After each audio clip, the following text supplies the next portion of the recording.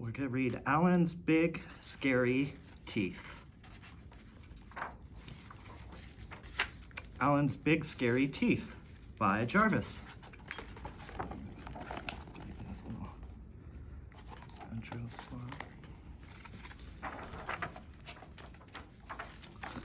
Alan came from a long line of very scary alligators. He was known throughout the jungle for his scaring. It was what he did best.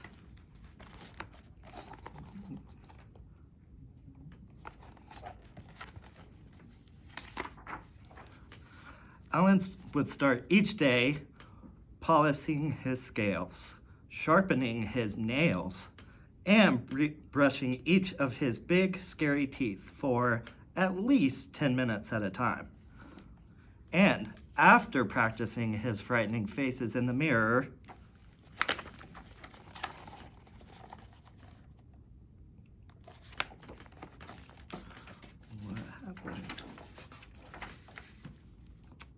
he would sneak into the jungle for his morning round of scaring.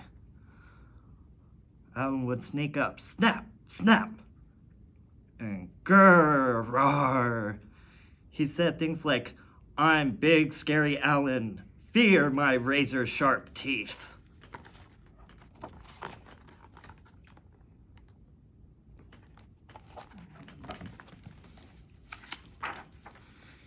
He made the frogs leap off their lily pads, the monkeys tumble from the trees, and the parrots screech in terrible terror. "Wahaha, I love being scary," said Alan.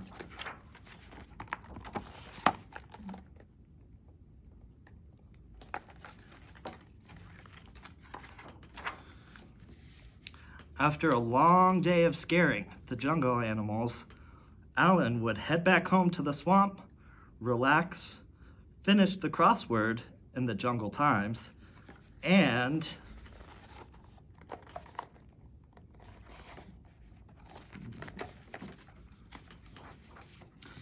take out his false teeth. Nobody knew about Alan's false teeth. "Good night, teeth. Sweet dreams, my fairy snappers," Alan would say as he put them away carefully in his super secret hiding place.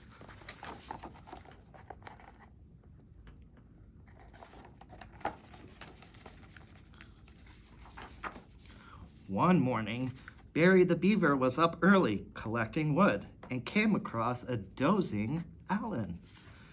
Terrified that Alan might wake up and gobble him whole, he quickly dived behind a bush. "Whew, that was close," thought Barry, just as a set of false teeth fell out of the bush with a very familiar snap, snap.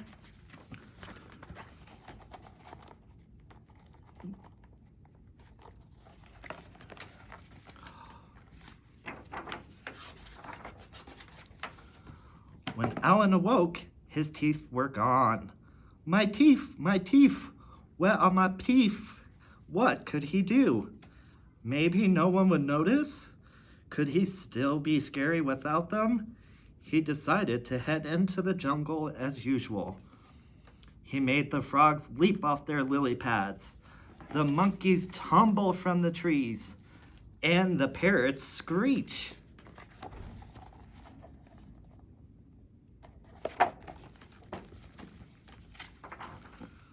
With laughter, ha ha ha, Alan just wasn't very scary without his teeth. Snap, snap, whoa.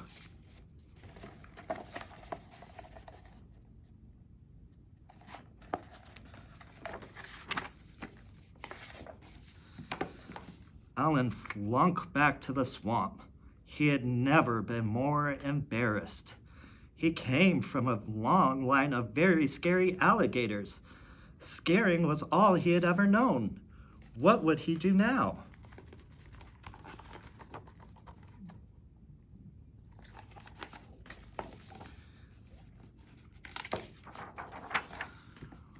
Poor Alan began to cry, just a bit at first, but then the tears kept coming. He howled and yowled more than all the jungle babies put together, and he could not stop crying until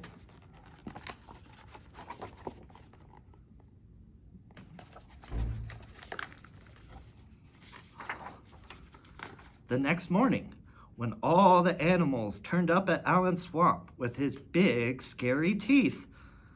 "We'll give you back your teeth," said Frog. "Will?" said Alan. "On one condition," said Parrot. "You have to stop scaring us." "But what will I do?" asked Alan. "I don't know how to do anything else." "We have an idea," said Frog.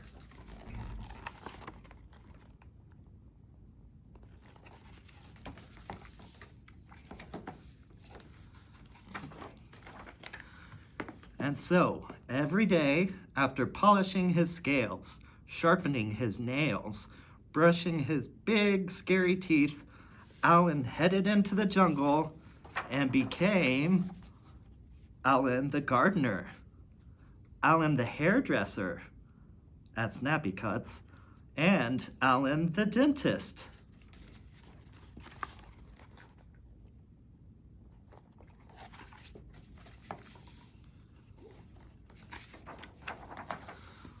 But every night he became Alan, the big, scary storyteller, thrilling the jungle animals with his terrifying tales.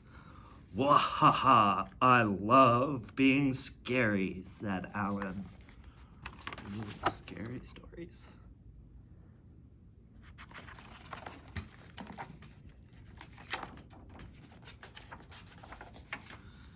And sometimes he would even let Barry borrow his teeth. Grrr.